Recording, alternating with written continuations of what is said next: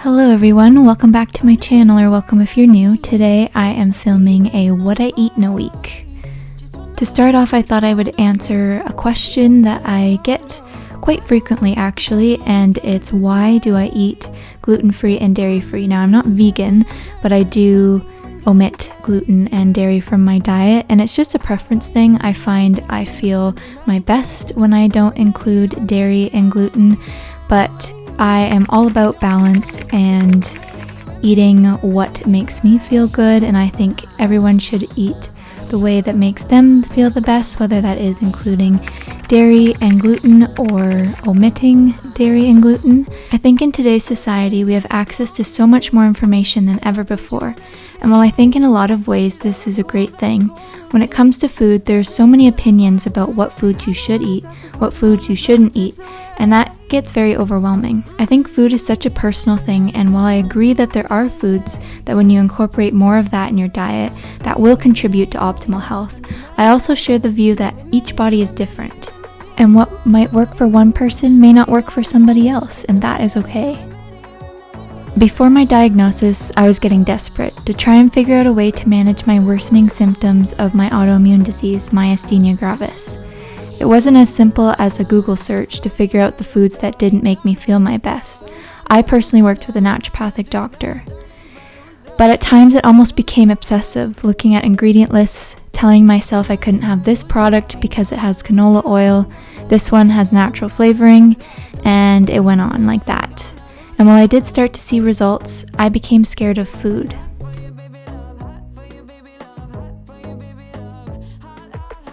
After my cancer diagnosis, I had the you only live once mentality on overdrive, eating Krispy Kreme donuts after every appointment at first, not caring as I questioned that I had done everything right and I still got cancer. I soon came to find out when I started to not feel my best and had some digestive upset as well, that I needed to change my perspective on food. The past year I had went to polar opposite ends of the spectrum, and I wanted to meet myself in the middle.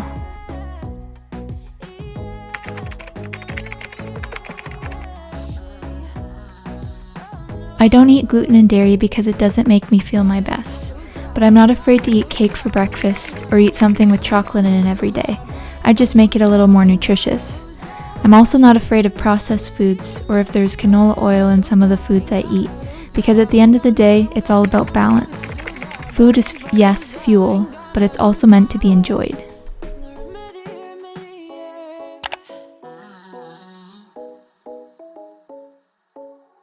I will admit, I used to punish myself with my food choices, looking at the number on a scale, my reflection in the mirror as a way to tell myself I was eating wrong.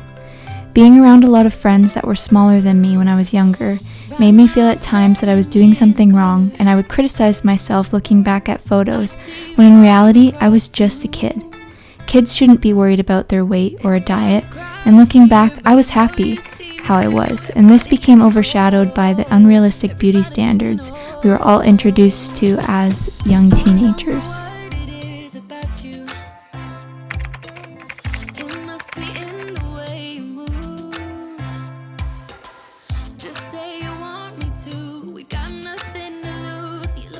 We were shown one body type, and if you didn't fit into that, we were made to feel like our body is either too small or too big.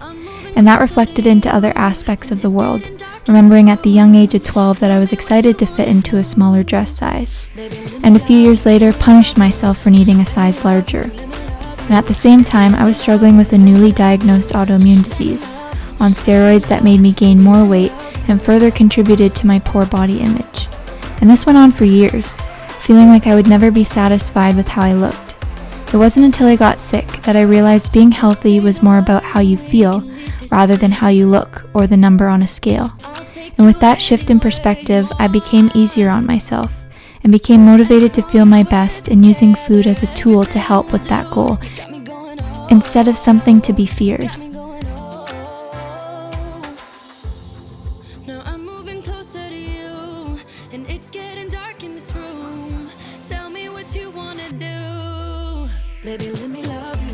So my perspective on weight loss for myself. Of course I'd like to see that, but I'm also trying to be kind to myself and not have such high expectations, especially during this time of healing. I share my love for food on my channel because it brings me joy, and I think food should be that way.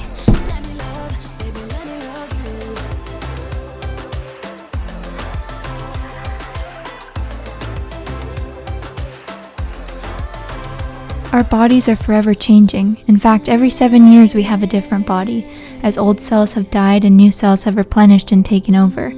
This quote comes to mind that we won't be thinking at the end of our life about the guilt of having that extra cupcake at that party, that one time. Rather, we'll be thinking about how much fun we had at that party, and because we had that extra cupcake, it was a part of making that party a joyous memory. It feels like I'm drunk on you. It feels like I'm drunk on you. Oh!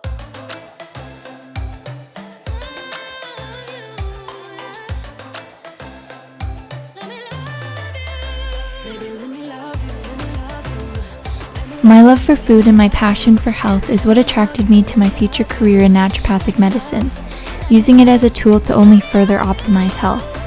I feel good when I know that I'm taking care of myself, whether that be making a new recipe with lots of nutritious ingredients, or making a dessert that is not only good for my body but good for my soul. It's something I hope everyone experiences on a daily basis.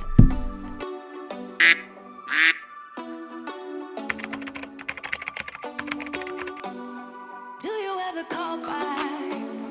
Do you ever pick up on that phone? Stop pretending I don't know you're home. I guess not. Do you ever respond? Explain it all again, again, again. Tell me why you don't wanna be friends. I guess not.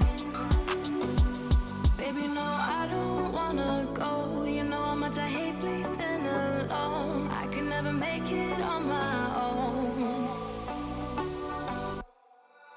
Tell me what I'm gonna do. Tell me how I'm gonna live my life without you. Yeah, tell me why we don't make sense. Tell me how I'm gonna get through. I don't wanna take another life without you. Yeah, tell me why we don't make sense. Do I ever let go of the days I wish we had? Stop crying over things I can't take back. Not yet. Do I ever forget? My body has been through such aggressive treatment this past year, and I'm inspired to, in any way I can, to optimize my healing and getting my body back to fully functioning. The food that I put into my body has a balance of being a means of fuel and a means of enjoyment. I still have days where I can't bring myself to eat enough, or I'm so hungry that it feels like I'm constantly eating throughout the day, and these fluctuations for my body are normal. I'm coming off chemotherapy, and my body is in this transitional period that I know I'll have to be patient with. I'm learning to listen to my hunger cues and honoring my cravings. For me, a day isn't finished if I haven't had something chocolate, and I've learned that that is okay. It makes me happy and feel like my day is complete. Now for you, you may despise chocolate, which to each is their own, but I also feel very sad on your behalf. But again, we're all different. Each of our bodies crave different foods at different times. Some of us may need more food on this day compared to another day, which is all okay and normal. Tell me what I'm gonna do. Tell me how I'm gonna live my life without you. Yeah, tell me why we don't make sense. Tell me what I'm gonna do. Tell me how I'm gonna live my life without you. Yeah, tell me why we don't make sense. Tell me how I'm gonna get through. I don't wanna take another life without you. Yeah, tell me why we don't make sense. I started my health journey in 2020, meaning switching my mentality of using food as a tool to optimize my health. I was very lost. I remember crying on the phone with my mom while I was at school because I had no idea how to eat for me, gluten-free and dairy-free. I felt like I had an empty recipe book, and I was a little fish in a big sea of online resources. Also, growing up as a picky eater, I was afraid of change, but I knew I wanted to stop feeling the way I did. I started slowly by finding recipes that were easy, learning about substitutes, and eventually finding a way I could cook and bake that was both sustainable and enjoyable. I soon learned that it wasn't going to be as hard as I thought. I just had to start. One baby step at a time. For you, that may mean adding an extra vegetable to your plate, or trying a smoothie for breakfast. Or if you're like me, starting out by using dairy-free alternatives to what you used before. Kinda used to these battlegrounds where you flee, you don't stick around, no. But the way you've been giving me time, oh, it's something in me that says it's fine. Hoping you wouldn't change me. Got the same old thoughts, be my referee. I will be alright. Optimizing our health shouldn't be complicated. Like everything new or unfamiliar, there may be a learning curve, but once you get into a routine and have finally figured out how your body feels its best, it will get easier. Finding out how each of our bodies functions is, I will admit, the hardest part, and may take some time, but that is normal. Knowing our own bodies is not only important for the food and products we consume on a daily basis, but it's also vital when advocating for yourself when you know something with your body isn't right.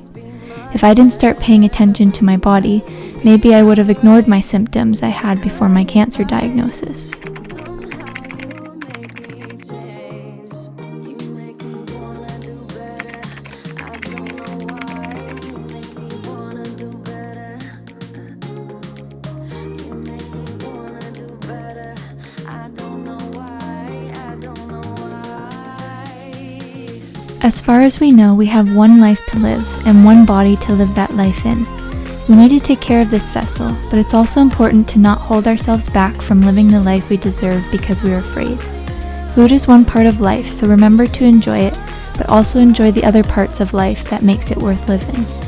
I hope you enjoyed this video and you took something valuable away from it. Thank you for watching, and don't forget to like this video if you enjoyed it, and subscribe to my channel. I'll see you in the next video. Bye friends.